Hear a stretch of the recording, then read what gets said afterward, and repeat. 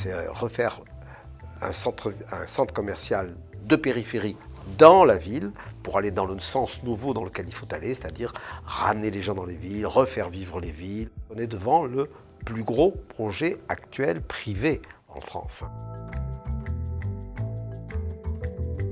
Nous étions sur le lieu essentiel de Marseille, c'est-à-dire le port. On est au bord de la mer, les bateaux sont contre nous, il faut qu'on soit un objet qui s'inscrive d'abord dans sa matière et sa couleur dans le tissu de Marseille. Et puis il y avait ce splendide bâtiment qu'on appelle les docks. Et j'ai découvert que les docks étaient l'objet principal de ce quartier. On recherchait d'ailleurs la pierre avec laquelle avaient été faits les docks. Les carrières sont épuisées ou fermées, donc il a fallu trouver des pierres identiques dans le grain et dans la couleur. C'est un quartier construit au 19e siècle, au moment de la grande expansion de Marseille. Et il fallait que ce grand projet soit une continuité de Marseille, et non pas une rupture avec Marseille. Je me disais, face à la mer, il faut absolument un bâtiment qui résiste au vent et qui résiste aux embruns et qui résiste au sel. Un bâtiment costaud. De l'extérieur, on voit un projet qui est simple dans sa forme, qui a un surtoit, c'est-à-dire une surtoiture qui reprend l'effet de shed, parce qu'avant c'était un port et il y avait quand même des bâtiments industriels. Puis quand on rentre, il faut qu'il y ait une surprise. Soit on vient du parking, soit on vient de la rue, on rentre dans cette circulation verticale très attractive, un peu comme un manège, et on monte dans les mailles. Et ces mailles, je me suis appliqué à ce qu'ils aient la même lumière que celle de la Méditerranée, de Marseille, en leur faisant des sheds, et qui sont des sheds orientés vers le nord, comme tous les sheds de toutes les usines du monde d'ailleurs, et avec encore une petite ouverture au sud, elle protégée par des brises soleil. Et on va rentrer dans un volume qui est complètement clos, mais qui est très lumineux.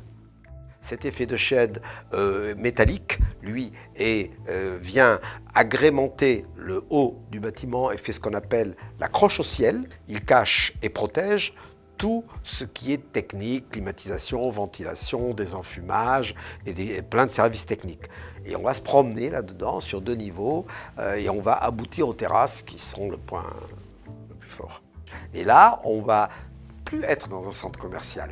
On va être comme sur les terrasses du Vieux-Port ou d'un port. Et on a devant soi les magnifiques îles qui sont en face de Marseille et les bateaux qui vont venir là.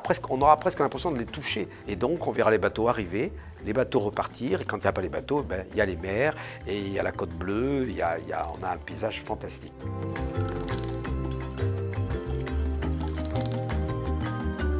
Marseille est une ville qui est en ce territoire sismique, en zone sismique, pardon. Et que donc il fallait respecter des jeux pour que si jamais il y a un mouvement dans le sol, les structures puissent se dilater, se déplacer plutôt, sans qu'elles s'effondrent. Ensuite, sa complexité, c'est qu'il est sur un territoire qui appartient à l'État, au port autonome, et que c'est l'endroit où on embarque, c'est-à-dire que les voitures viennent, sont des ferries, pour aller sur l'Afrique du Nord. Comme on va gêner, on va faire en sorte que les voitures passent à un autre endroit. Puis quand on aura fini cet endroit-là, les voitures passeront par l'endroit qu'on vient de finir, puis on fera l'autre endroit. Puis quand on aura fini le deuxième endroit, on renversera la circulation des voitures pour pouvoir passer par-dessus.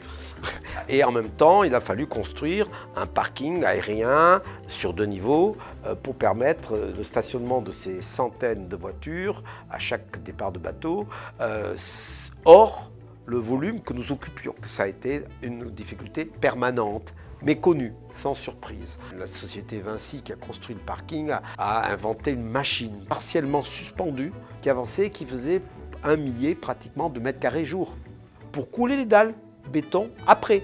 Les différents niveaux, on les a coulés après. Moi, ce que j'aimerais, c'est refaire effectivement un centre commercial. Pourquoi? Parce qu'on n'en avait pas fait d'aussi grand, donc on apprend. Et après, cet acquis il va disparaître.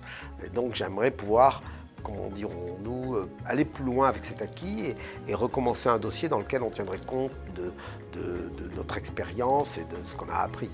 On est toujours en apprentissage. Voilà.